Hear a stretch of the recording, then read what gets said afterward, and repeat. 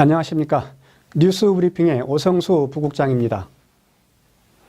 무등산 정상에 있는 방공포대의 이전이 추진 중인데요. 문제는 이전 사업 부지를 놓고 좀처럼 이견이 좁혀지지 않아 갈등이 고조되고 있습니다. 방공포대를 이전해야 한다는 것까지는 어느 정도 공감대가 형성됐는데 어디로 갈 것인지가 문제입니다. 해당으로 거론되는 지역에서 우리 지역만은 안 된다라고 반대하고 있기 때문입니다. 광주시는 무등산 정상에 자리 잡은 방공포대 이전을 추진 중입니다. 3월 중 후보지를 국방부에 제출한다는 계획입니다.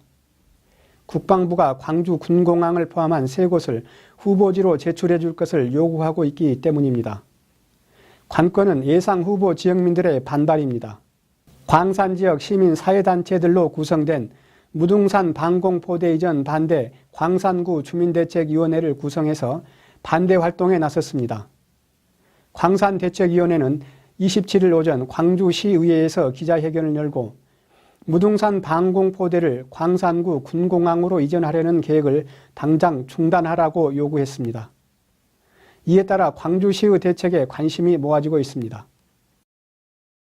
주민들이 반발하자 광주시는 아직까지는 이전 후보지로 결정된 지역은 없다라고 밝히고 있습니다.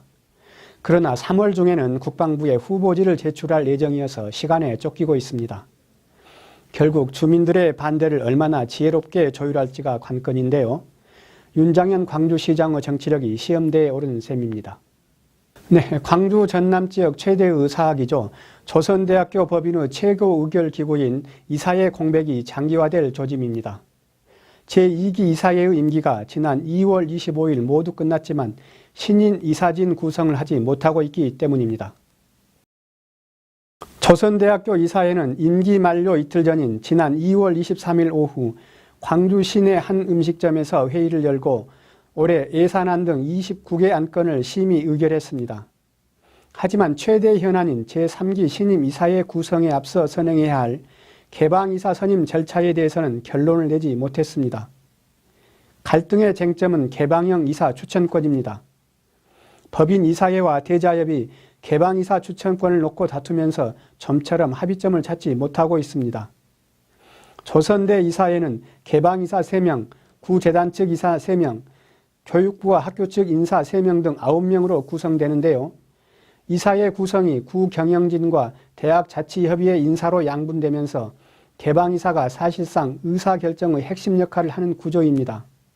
따라서 법인 이사회와 대자협 측이 한치의 양보 없이 싸우고 있습니다. 조선대 이사회는 인사권을 비롯해 학교 경영과 관련된 모든 결정 권한을 갖고 있습니다. 그런데 교육부에서는 이사회를 구성하지 못할 경우 임시이사를 파견할 태세입니다.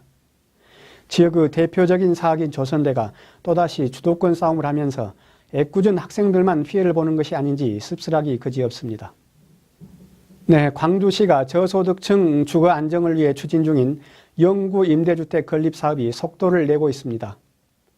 광주시 도시공사가 차량 소음 등 민원으로 공사를 중단한 지 8개월 만에 공사 재개에 나섰기 때문입니다.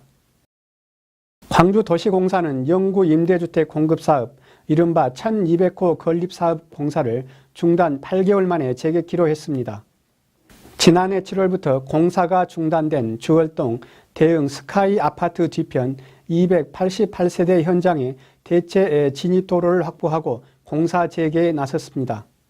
지난 2015년 8월 첫 사업을 뜬 주월동 현장은 진동, 분진, 소음 등의 주민 민원이 끊이지 않았습니다. 결국 인근 주민들의 집단 반발로 지난해 7월부터 공사가 멈췄습니다. 이에 대책 마련에 나선 광주도시공사는 푸른길 공원 일부를 대체 진입도로로 일시 사용하기로 했습니다. 또 광산구 하남 2지구 산정동 414세대와 서구 농성동 옛 서부경찰서 부지 498세대의 공사 현장은 차질 없이 추진되고 있습니다. 광주 지역의 영구 임대주택 입주 대기자만도 1만 명에 육박하고 있습니다. 가격이 상대적으로 저렴한 데다 대부분 도심에 자리 잡고 있어 저소득층이 선호하고 있습니다. 이에 따라 광주시도 영구 임대주택 신축에 속도를 내고 있는데요. 당초 올해 말 공급 일정에서 1년 정도 늦춰질 것으로 보이지만 이번에 걸림돌이 해결된 만큼 보다 빠른 진척을 기대합니다. 지금까지 뉴스 브리핑의 오성수 부국장이었습니다.